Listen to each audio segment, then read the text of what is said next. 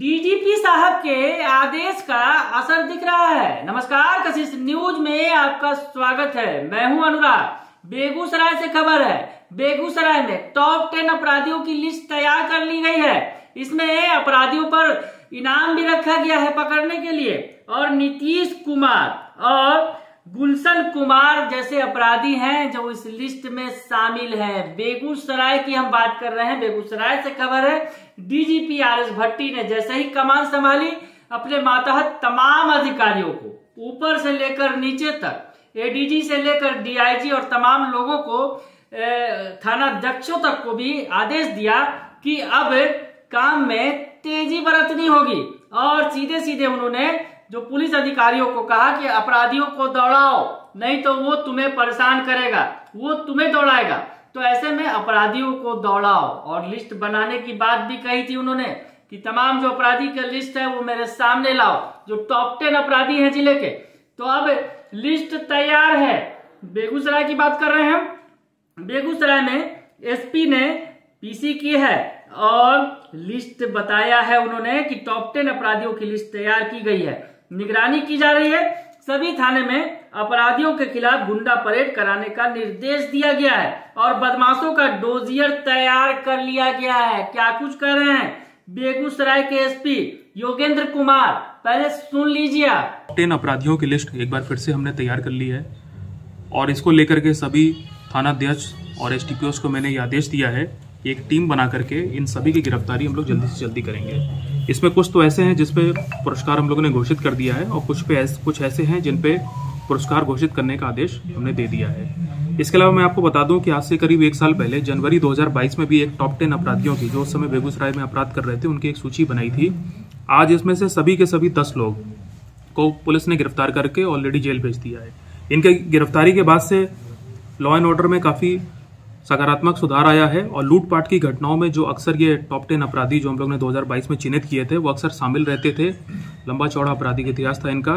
तो उसके बाद से हम देख रहे हैं कि लूट की घटनाओं में हमारे जिले में 2022 में 28% की कमी आई है। तो एक बार फिर से हमने टॉप 10 अपराधियों की लिस्ट बनाई है और उसको अपने सभी अधिकारियों को हमने जारी कर दिया है और जल्द ही इन सभी की गिरफ्तारी करने का आदेश दे दिया गया है।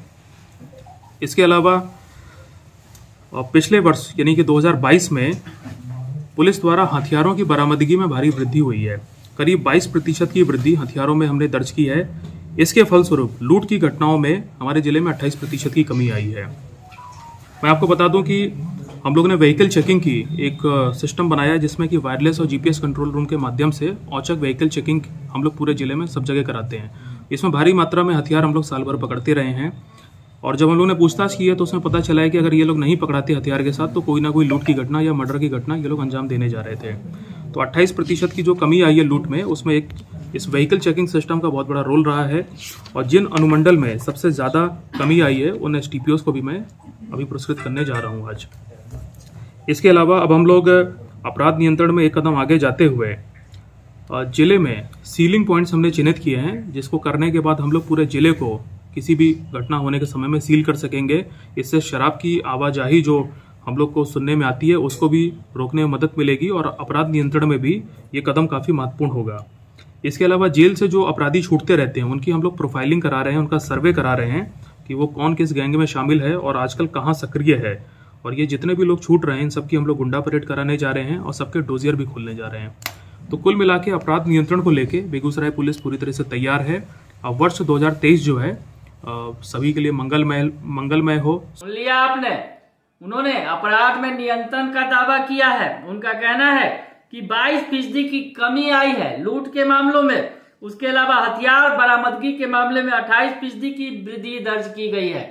यानी पुलिस अपना काम कर रही है, उनका जैसा कहना है। और टॉप 10 लिस्ट भी तैयार है। जैसा कि उन्होंने बताया कि गुंडा परेड कराने का निर्देश दिया गया है और उन्होंने बताया कि दो जो टॉप 10 लिस्ट में शामिल हैं, गुलशन कुमार और नीतीश कुमार के ऊपर 5-5 हजार रुपए की इनाम की घोषणा भी की गई है। गुलशन कुमार मटिहानी थाना क्षेत्र का है, जबकि नीतीश कुमार नालकोठी थाना क्षेत्र का रहने वाला है। तो ऐसे में हम आपको बताएं कि पुलिस अब पूरे एक्शन मोड में है। बेगूसराय पुलिस की तरफ से बयान आ गया है, एसपी का बयान आ गया है कि टॉप 10 अपराधियों की लिस्ट तैयार कर ली गई है, डोजियर तैयार किया जा रहा है और अब गुंडा परेड कराने का निर्देश तमाम थानों को दे दिया गया है। तो डीजीपी आर.एस. भट्टी के आदेश का असर दिखने लगा है बेगूसराय में। बने रहिए कशिश न्यूज के साथ, तमाम खबरों से आपको अपडेट रखेंगे। फिलहाल के लिए इतना ही, धन्यवाद।